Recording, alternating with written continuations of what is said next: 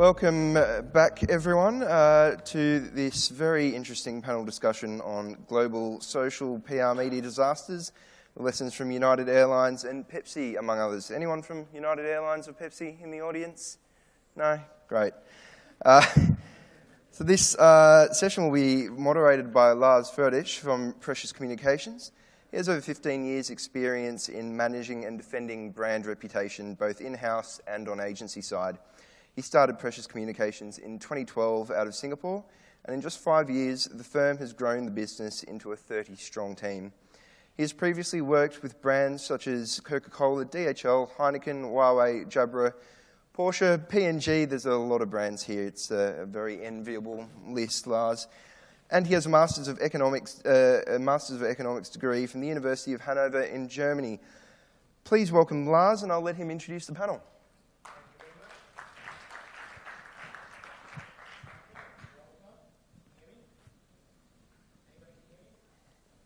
Yeah, it's on. Okay, fantastic, much better. So thanks for choosing us over early lunch.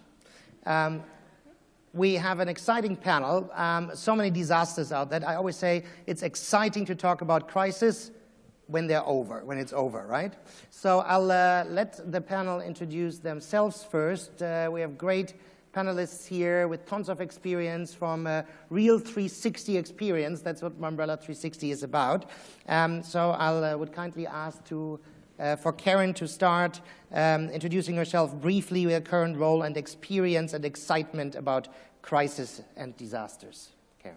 Good afternoon, everybody. My name is Karen Yu. I head the brand and communications team at MediaCorp.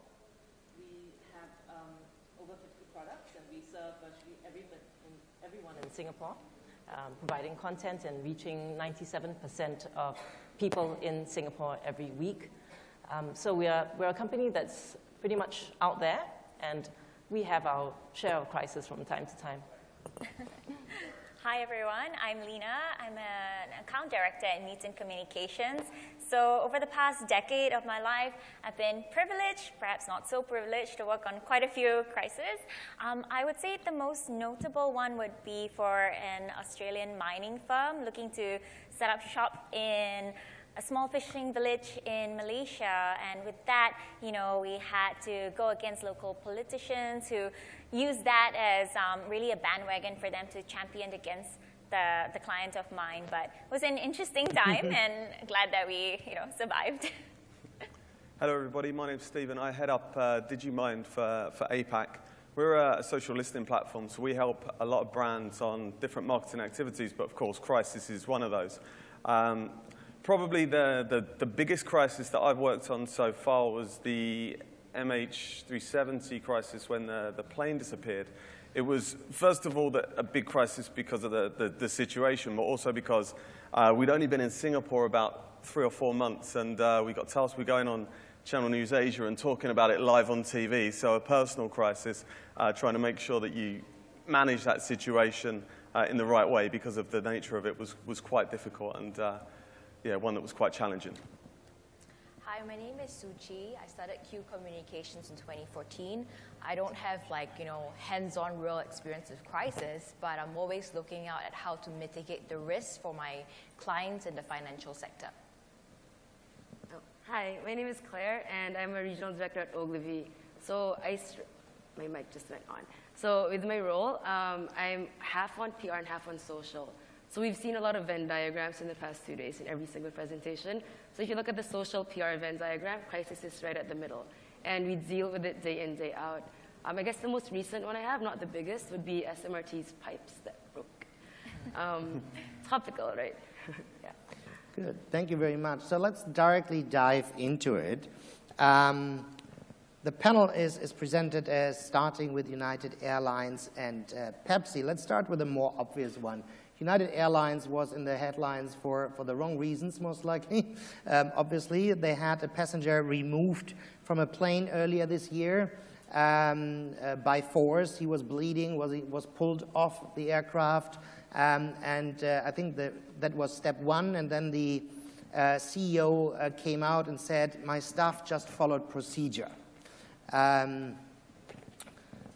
it's easy to point fingers and says, you know, they did it all wrong. So instead of saying, you know, bashing what went wrong, from a communications perspective, very quick one, what do you think they should have done differently after the situation appeared? I know it's obvious, best thing is that didn't happen in the first place, but after the video came out with somebody seemed to have been beaten up and pulled off the plane, what should have been the best or first move for an airline if you would have been in their shoes? Maybe Karen, you want to start? Sure. Well, I think the first thing that United should have acknowledged was that they had violated the human rights of this passenger, and that it was a very core violation of their mission, right, to serve their customers and treat them humanely when they're on the plane. So because it was a core violation, they really had to apologize unequivocally and with complete remorse immediately, but they failed to do so. And like you say, there was serious injury, and their inability to apologize properly was really a serious insult to that serious injury. So maybe Claire, on the other side, from a brand perspective, if you would be in charge working with an airline and that happens, what would be your first advice beyond you have to apologize to the brand? What would be other kind of must-do steps? Yeah, so we have a lot of brands who do apologize, but they're what we call empty apologies, right? They're like, we're sorry this happened, and it ends there. So we always try to push for emotional and visual content. So, you know, United has been discussed by all of my clients, all of them freaked out. Something I always ask is, even here, a show of hands, how many of you have seen the man being dragged out in your news feeds, in your social media? So that's pretty much everyone. So, and the next question is, how many of you have seen the response from United CEO in your news feeds? So that cut it by half, right? And usually you see it like 4 to 5 times in the news feed, but the apology doesn't really show up because it's not visual or emotional. I actually had to look for it. I'm like, did they say anything? What did they? Oh yeah, there's like one sentence. So I would always push for emotional and visual content, like what Tony Fernandez did for AirAsia. That was very powerful. Yeah. Then they went, United went through a little bit of, so first he said, we followed procedure. Then he tried to come back from that. Talking about we have to do an apology, we should connect emotionally. Maybe Chuchi, what would you advise a client or a brand or in a situation? How do you get it right? Everybody's under pressure. Everybody's saying you have to do something. How do you keep that calm voice in your head and say, okay, that's step 1, that's step 2. How do we get it right? Yeah, it's a complex and difficult question for a lot of clients. I think in any situation, especially for crisis, the first thing you want to do is stay calm, listen to your inner voice, and also act fast, because social media can go viral. Everyone is a newsbreaker as well as a newsmaker. For instance, I think if we just localize the context, a couple months ago, people in Singapore will know what happened to our Prime Minister Lee Hsien Loong and the sibling rivalry about Oxley Road. At the time when that news broke, it was on Facebook. It was a different time zone from where our Prime Minister was. But I think he reacted really well. He went up to a video and recorded something which was unscripted. It felt like unscripted. It felt very authentic. So I think getting that message out, you know, with your wits and with the right PR people surrounding your brand and yourself, you could actually get that disaster rectified in a very quick manner. Yeah. So we talked about social media, and more, this screen is the window to the world. If it doesn't happen, if it's not on the screen, it doesn't happen, but if it happens, that's where we see it first, right? So, Stephen, from your perspective, what are some of the mechanics to be really ahead of the curve, or really know when does the temperature change, when does the tide change, that I really can jump in? And then from a social media perspective, how can we get into that scenario where time matters, but we don't want to rush it, so it's like that conflict of fast but right? Yeah, totally. And I don't think it is necessarily about reacting with a super fast pace. It's about giving yourself time, understanding the situation, and really thinking about the way that you should respond. And using data really is the first point of contact that you should be looking at, in my opinion.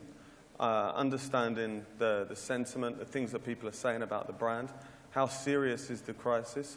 In United Airlines' case, I mean, when people are talking about boycotting the brand, I think that was one of the key hashtags was boycott United. I mean, that's going to directly impact sales for the business. And I think as soon as crisis starts to impact the sales of the business, then you're reaching a situation where it's a proper crisis. So at that point, you need to see what the reach is of the data. Is this something that's being spoken about just in America? Or in this case, it was being spoken about on Weibo, I think, in China. So it was reaching right across the globe. And if they'd been looking at that data, I think they probably would have responded in a slightly different way, rather than just saying, yeah, we were following protocol, because clearly the sentiment right across the globe was negative, and everybody could see what was happening right across the globe. It wasn't something that just happened in the US. So having those listening tools is part of a preparedness strategy. Being prepared is everything, but my experience shows me a little bit like being prepared and getting a crisis preparedness is a little bit like buying insurance. A lot of times you want to buy it after you broke your leg, a little bit late for that. So Lena, from your experience, how do we really work in-house or with brands to get preparedness right? For sure. I think building social currency is very important even before an issue or before a crisis strikes. So that really means, having the commitment to go into the communities you're in, go speak to and engage with the consumers that your brand is targeted towards, and building that brand love is really important, because once they do have that great trust and that open dialogue, that open conversation, they feel like your brand and perhaps even the leader right on top is able to is listening and understands the needs. So when a crisis does hit, there are instances in the case where you have your third-party advocates and folks there who are more credible who will step in and say, okay, hang on, we understand this issue is out there, but let's listen to what the brand has to say, and then we can obviously react post-crisis as well. Building that social currency, and one example maybe is also it's very easy to talk about brands that are in the customer's face, right? But I remember the biggest container shipping line in the world, Maersk Shipping from Denmark. They started a social media strategy like 8 years ago, going on Facebook, showing their ships around the world, the Emma Maersk, just to build that social currency and social karma. And the clear strategy was we want to connect with people, so when something gets wrong, not if, at least we have some credibility and we are on the right channels, and we need to build communication channels, right? For MediaCorp, it's a little bit different, Karen. You don't need to build communication channels, you own them. But how do you deal with a situation where you have just too many faces of a brand? Because yes, you have MediaCorp, the entity, but it's what we know is all your talents on TV, off TV, on screen. How do you make sure that you all sing the same tune? In United was all the CEO who got it all right or all wrong. How do you make that singing in the same tune happen for an organization like yours, where you have so many faces of a brand? Well, we don't want them to all sing the same tune about everything, but there are a number of principles that we abide by, and that's why we have our core values: respect, trust, and drive.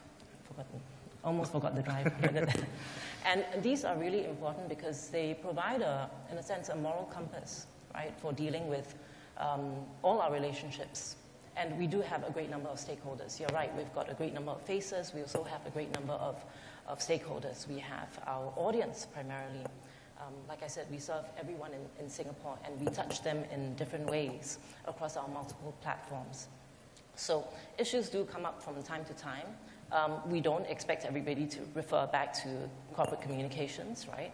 People are empowered because they have a responsibility, they have a role, they have an understanding of what we stand for fundamentally, what's important to us, and they should be able to communicate and, I would say, apologize if wrongdoing has happened, right, within their capacity. So maybe can you share a situation where it was really, where you worked on a concrete apology, right? Everybody knows we have to apologize, we have to be sincere, but getting it right is harder than you think. Maybe you can share an example. Sure.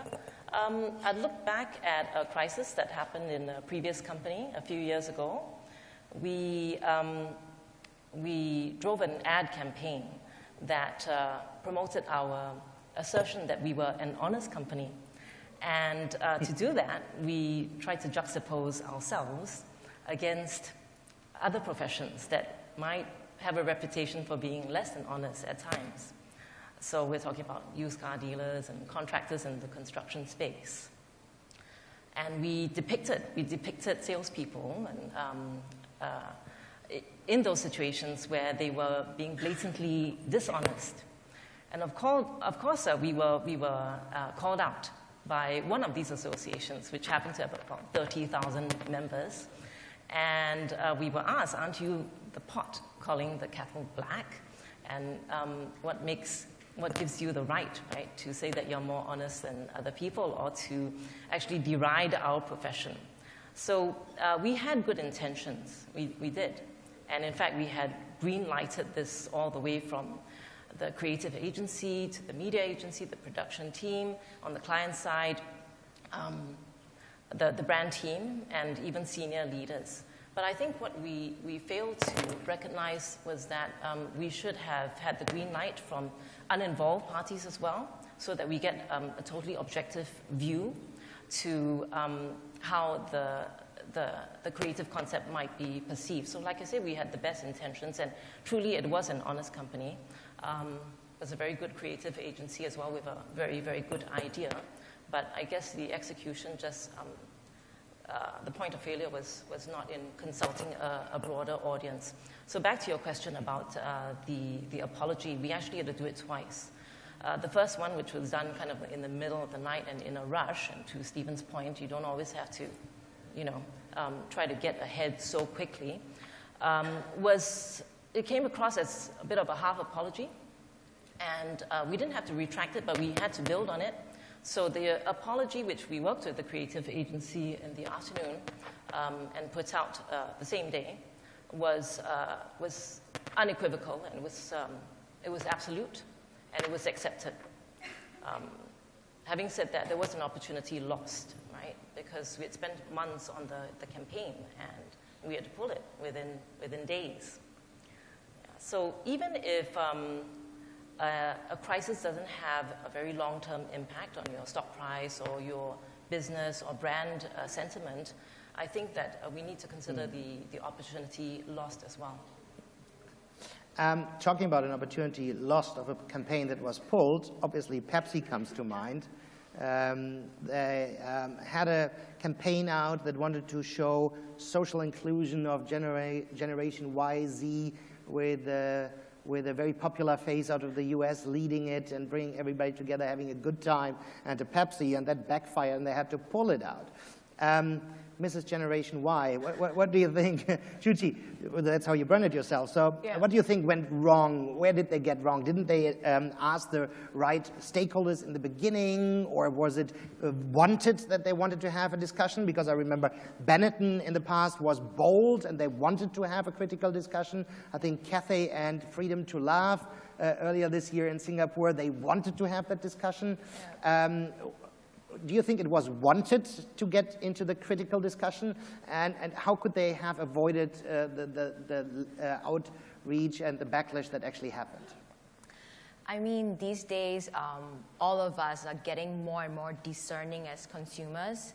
So when we see something like Pepsi having a feel-good music video with Kendall Jenner there, and like all these human rights and all these feel-good kind of things coming together, it's a bit too good to be true. It's pretty staged. I think if you're discerning, you know what is real versus fake. You'd be like, yeah, this and Pepsi sells. No way, man. We all know that Pepsi has a lot of sugar. It's bad for your health. It's not going to unite the world together with just one can of Pepsi. So I think in many ways, again, with marketing, with crisis, with social media, it's always good to listen to what the public wants. I think yesterday throughout the conference, we've listened to a lot of good speakers saying that we should tap more into data with Google, Facebook, and all that. It really helps you segment the market a bit better. So I think just taking a bit more time and effort to analyze the data of how people feedback with social media, it really helps to direct the messaging a bit clearer out there. Okay. Yeah. Claire, you're working with some of the biggest brands on the planet. 2 questions. At which stage do you do kind of that sanity check and make sure, like, it sounds like a good idea, it looks like a good idea, but we don't want to have another Pepsi or a Dove example where if you just look from a different perspective, it actually gets so wrong. Yeah, it's a bit crazy how these even left the boardroom, because some of our really good, safe ideas don't even make it out the door. But what we usually do for brands is we always have the torture test checklist. So for example, let's take Pepsi, right? Every campaign that goes out, from the beginning to end, we do the research, we look at the audience groups. But before we launch, we'll publicize the company, but also look at the stakeholders involved. And we have a comprehensive list of stakeholders that every brand will interact with, from the families of the employees, retired employees, current employees, all the environmental groups, their primary and secondary audiences, people who, government, politicians, influencers, online and offline media. So it's a list of about 25 stakeholders. And then the next column would be, will they be affected by the ad, yes or no? And then the next column is, how will they be affected? So if you look at Pepsi, you look at, obviously it's a campaign about racial harmony. So you look at people who are activists. And then you see, will they be affected? That's a clear yes. How will they be affected? Because you're undermining their cause. So that's something we will actually go to the groups and test. So we'll show them the ads. So it's almost like a focus group discussion that tells us and echoes back to us the initial sentiment, like a soft launch. But in this day and age of 24/7 on, we have to be fast, we have to direct fast. Do we still have the luxury of time to, do all those checklists that take 5 months from the ideation to get it out on different screens? No, that's actually a really good question. So I work with a lot of government accounts. And before we even jump on, because they always say, hey, we want something innovative and amazing and progressive, but it has to be ABC. So what we did was we actually got all their buts. And some of them are 4 pages long, Times New Roman 10. No, like racial harmony, multiple races, no politically incorrect terms, no this and that. I work with Coke, and we have a list of that for each region. So Coke, for example, you can't have, there's a gender balance. For certain markets, you can't have pork along with the food. So it's really good for every brand to think about it in this sense and do the list before it happens. So it's a lot easier, right? You don't waste all this money. So you have, okay, nope, it doesn't meet every criteria. Let's redo this bit. Yeah. Let's jump to another crisis. The Dove campaign recently got a lot of flack. They had basically, the campaign was about that their product was good for women of any kind of skin tone and type. Skin tone, type, dry, and whatever. And they had women morphing from one to the other. So it was Hispanic, there was black, there was Asian, there was white, and it was actually a whole scene. However, somebody picked out that one scene where a black woman turned into a white woman. It was, so it's the typical superiority of the white race. If you look at the whole spot, it was actually really, you couldn't, if you use that, you can never win. If you put the white woman first, it's always the white woman first. If you put it last, it's always the last. It was actually a morphing out of 3 or 5 different races, taking out of context. How do you deal with these crises that are coming out of context parts, right? So many times you have politicians now that are quoted out of context. I want to be the next prime minister. We had that last week in Singapore of one of the ministers taking out of context. Reuters actually had to change the story. How do you deal with these crises that are coming out of context? And Dove was one of those out of context crises. Maybe, Lena, you can share. How do you deal with that situation where you are right, they are wrong, but that's not the way we should deal with a crisis, right? No, for sure. I think the main thing for any brand to do is to acknowledge the dissent, right? It's always coming from a place where, unfortunately, because of social platforms, anyone can jump on the bandwagon and pick out just a few of your key messages and completely misconstrue the initial message, which would come from a good place. And it's surprising that this happened to Dove as well, because Dove, as we all know, they're always about, diversification and inclusivity. So this was a situation where I think brands like Dove could certainly jump in and start by acknowledging this, and at the same time, having that open dialogue to try and see, try and explain basically themselves of where the campaign was initially coming from, because the campaign idea came from a good place, right? So it's about getting that point of view across as well. Stephen, crisis normally happens at a moment when we least expect it, that, Sunday morning, 2:35 kind of moment. Tools and social media are always on, it's around the clock, it's around the world. How can we deal with that always on situation, reality, when most of our working hours should be during daytime and not on weekends? I mean, that's just a consequence of social media today, right? I mean, it is always on, and I think for brands, the most important thing is to realize that it's not just on your own channels. It can happen absolutely anywhere on the web. Out there in earned media, and it's super important to make sure that you're covering absolutely every base. When you talk about content, and again, I think it's a consequence of social media in the fact that we'll probably see more and more crisis or issues happening around content, because brands have to create more and more content every day now. And that's, by the very nature of that, like you just said, how do you go through all of those different checkpoints? You can't possibly do it with the rate of content that has to be created. So there will always be things that are missed or misviewed by somebody. And it's very difficult for brands, I think, to manage that. You mentioned in the lead up to the panel that you used the term, and I love that, at the speed of shame is as fast as the speed of the internet. So is the social media sphere unfair by default, and how do we prepare for that, if that would be the case? Just trying to get alerted to things as soon as they're happening. Monitoring every part of your organization, monitoring your key executives, if anything happens around them, monitoring products, getting different product managers or brand managers involved so that they know what's happening around their products, looking at competitors as well, and even partners. We worked on a project with Intel and Lenovo, and it was the Superfish issue that happened, and Intel wanted to see, it was, I can't remember exactly what Superfish was, but basically Intel wanted to see how this particular issue was going to impact them as a brand, because they were putting their processors into the laptops that Lenovo were producing.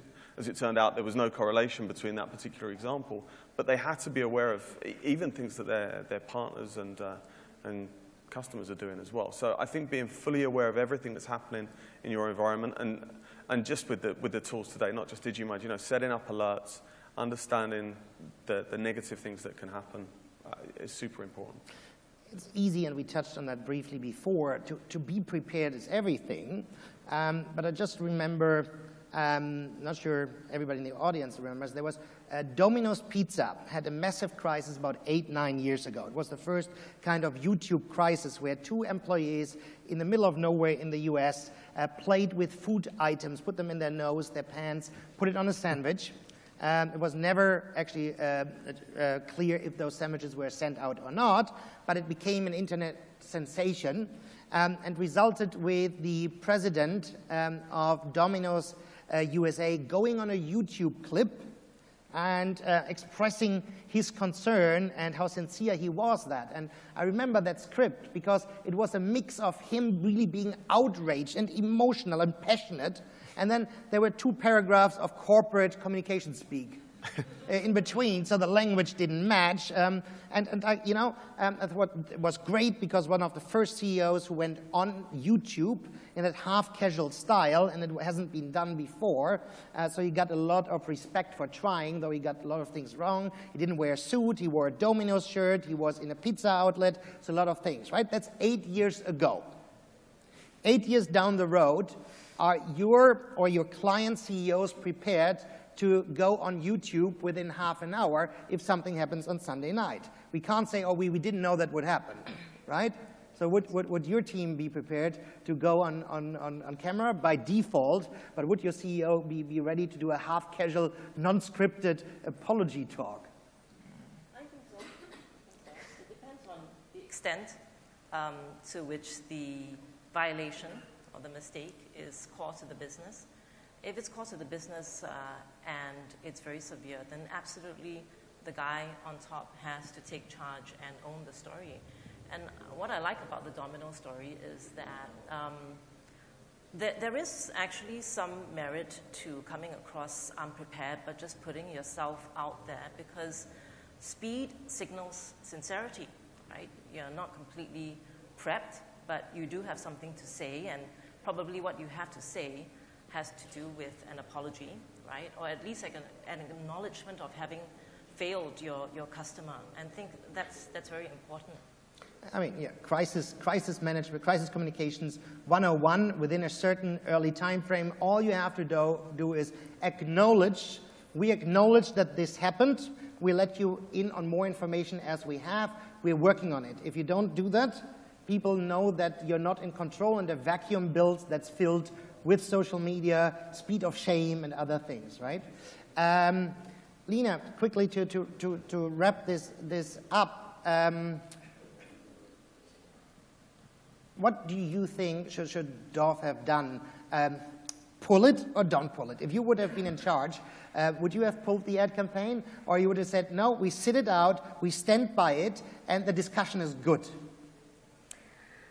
That's a hard question, Lars, but I believe that because, there is so much negativity involved around the ad, I would sincerely pull it, and also at the same time, acknowledge the sentiments that the consumers have shared, from the ground up. I mean, these are Dove customers, potential Dove customers as well, and it's important to hear what they're saying, and if they disagree with the ad, even though it was misconstrued and it's a completely different perception, I believe that we should pull in and respect the views and what folks are saying as well. Okay, thank you very much. Let's open the floor to some questions that you might have. Otherwise, I have 200 more. The gentleman here in the middle table, we'll start with him, and then we'll move over, I think, to the table over there. Thank you. If you could start with your name and organization. Sure. Hello. There we go. Hi. Glenn from Van Media Group here in Singapore. My question is for Stephen. Stephen, the MH tragedy was notable because of just how badly the Malaysian government handled it. In terms of, in the first 24 or 48 hours, there were like, I think, as I recall, maybe 3 or 4 different ministries being the official spokes. Sorry, which one was that for, sorry?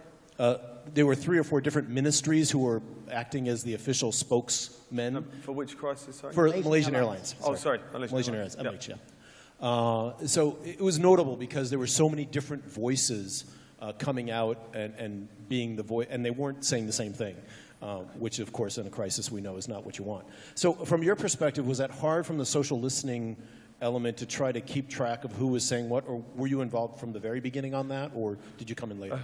Well, our involvement was actually to do something for Channel News Asia. Was they were actually looking for, at the stage we came in, was looking for I think, reasons for it happening, and it was a bit of a strange crisis because of the fact that nobody really knew. So they were looking for terrorists, well, all sorts of different things. It's not that difficult to keep track of what people are saying. You can monitor individuals. You can monitor your top-level guys. You can track their handles, and that part's quite simple. I think in that particular situation it's a little bit difficult though, because it's almost like the most inconceivable, unthinkable crisis that can happen, where you've lost an aeroplane, right? So it's no wonder that there's complete panic in that situation, and they've got no idea how to handle that because, I mean, that is like crisis number one. I think for most brands, what you would usually do, or certainly what we do with clients, is set up different tiers of crisis. So you've got that level one, that's the worst thing that can happen to the organization. And then you've got like level two, these are things that we should maybe be responding to or looking that are trending, for example. So I guess coming back to whether it's really an issue or a crisis, if you start to see issues that are trending and starting to impact the brand, then maybe you start to respond and engage with people. But when you start getting tier one crises, it's very difficult in that situation, I think, to keep control and to keep a clear head because it affects everybody. But you said, it's a difficult crisis, but that's the #1 crisis as an airline you have to prepare for. I remember when I was in DHL, we had 800 intra-Asian flights per day. So we had prepared casualties, non-casualties. So it's all prepared. It's just your basic But thing. you're talking about an airplane disappearing. At least you have to have a standard answer first. We are on it. That nobody expects you to solve it in the first day, right? Yeah, maybe not. But I mean, you wouldn't. Yeah. Yeah. It shows the mess of the system. I get that, but I remember Qantas. Qantas was in the year of celebrating, I think, 100 years.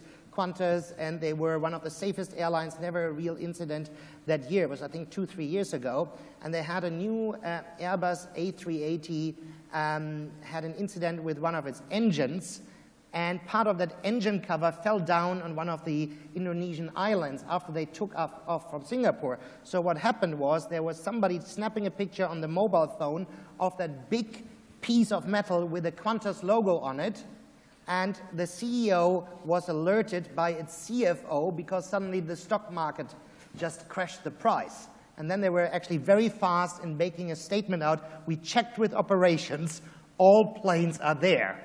Something simple as that, but you have to be really fast, react to say, we checked, all are there was an incident, we let you in, right? Of course, if a plane, I think that's a new crisis scenario that every airline now has, what if we don't have an answer? Sad as it is, but key learning. Another question, yes? Hi, thank you. Akshay from LinkedIn. This is 2 questions, and again, thank you for everyone's input so far. It was just alluded to about the mess of the system or the challenge of the system.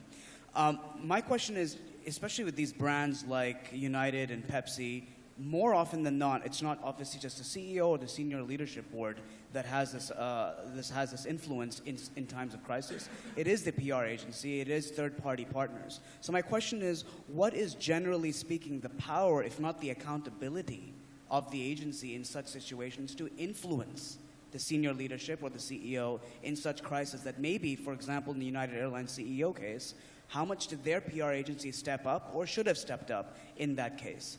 And that's a general question, and it's just for the floor.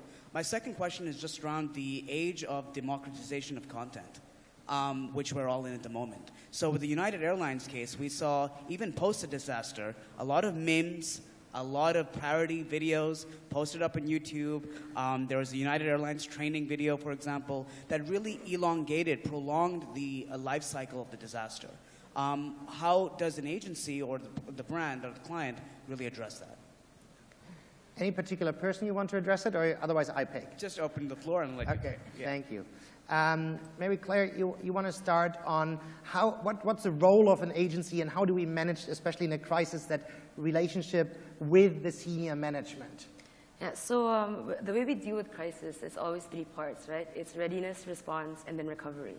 So ideally, before they call us when the crisis hits, we've already worked with them in the past. And I would say that readiness is about 60% of the whole crisis process.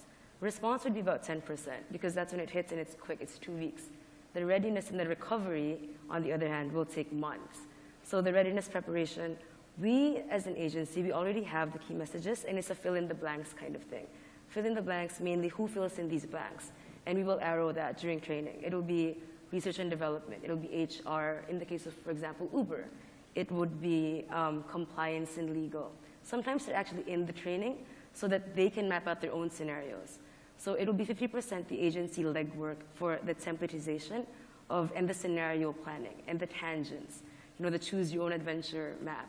But then it'll be up to the teams and within the companies to actually give us the substance that we need to solve the crisis. Yeah. Lena, from your experience, how open or reluctant are senior leadership to take actually advice and the cue from a consultant? I think the important issue here is trust. Do the senior leaders have exposure to the agency, and do they trust the agency to give them the best advice? And this, like Claire mentioned earlier, it's very important to build those relationships and have visibility amongst the C-suite so that when a crisis hits, usually it goes either way. Usually, on the agency side, we're already in tune with social listening, and we can see issues bubbling, and we can see some comments coming up that could potentially bubble up into a huge crisis and really be amplified. And that's when we step in and we flag it to our clients on the corp comms and communications team side. But at the same time, when we have that open relationship and direct link to the CEO, to the C-suite, we also float it up to them, and we try as best as possible, of course, to provide them with the best advice. Usually, I would say, as an agency, it is our job to act as consultants, and sometimes the clients don't like to hear what we say, but we're simply presenting the truth, right? And we always have our clients' best interests at heart. And so far, in my experience, luckily, like most of my clients, they have 100% stuck to the strategy that we recommended, and we managed to pull through. And that, completely just solidifies that trust in case anything ever happens again. I know there are also enough examples out there when a crisis hits, everybody non-core, including agencies, has to leave the building. Langham Hotels in Hong Kong had that issue. They did a campaign for non-Hong Kong citizens or residents to attract people around the quirkiness of some of the Hong Kong ideas to come and see and experience Hong Kong from a different perspective. It backfired in Hong Kong. They pulled the ad and shut out the social media agency who was the only one controlling the social media channels. So they actually lost control on social media in that point of crisis. Most likely not the best idea at that moment, right? But yeah, it comes back to trust. Are you already in early before they put something out that leads to a crisis, or are you just coming in as a fixer, right? And there are all kinds of scenarios.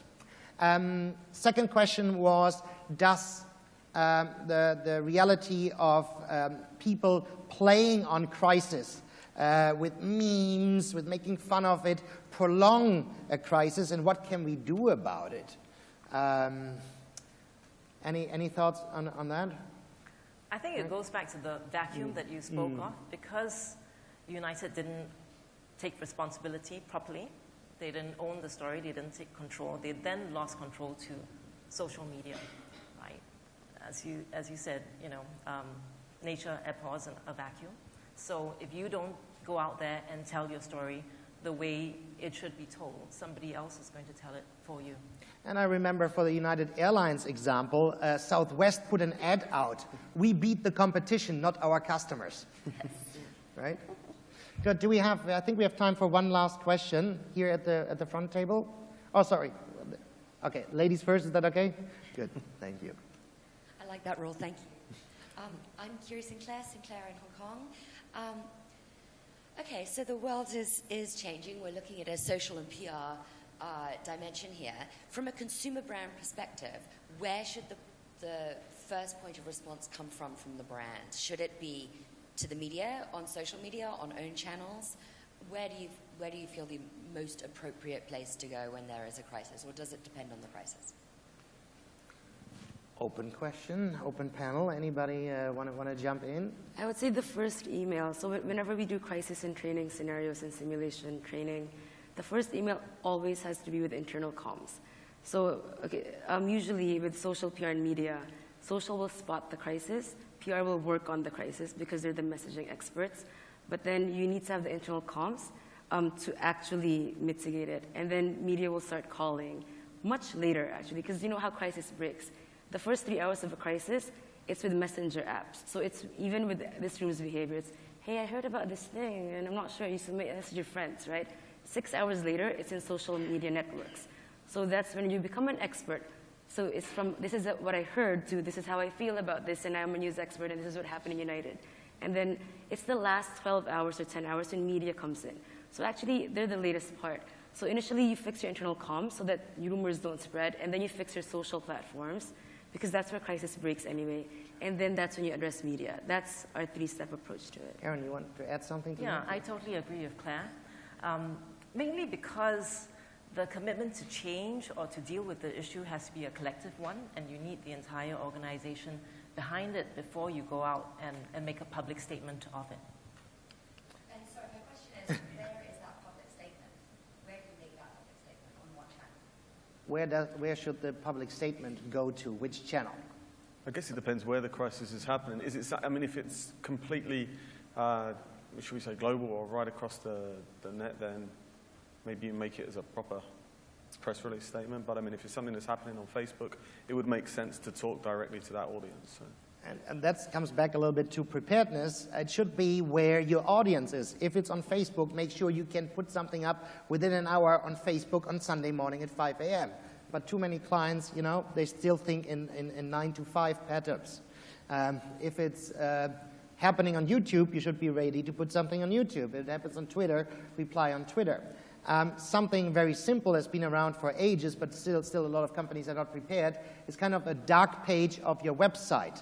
If a massive crisis happens, switch your start page, your landing page, to a very simple, we're in crisis mode, that happens.